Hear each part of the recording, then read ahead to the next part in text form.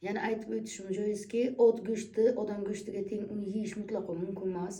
Ayniqsa Toshkentda bizada qazilarni yaxshi ko'rishadi. Mani yomon ko'rsalaringiz ham aytishga majburman.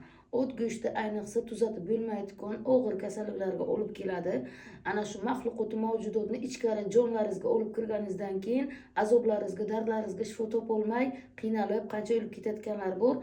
Asosiy Parkinson kasalligining sababi o'shandan kelib chiqadi.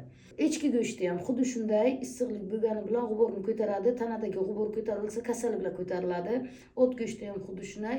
Echki go'shtini ham mijozi sovuq odamlar echki go'shtini misol yaxshi ko'radi yesa bo'ladi, ammo onkologический kistasi bor, o'smalari bor kasalliklar, mijozi issiq bemorlarga umuman qat'iy mumkin emas echki go'shti, ot go'shtlari.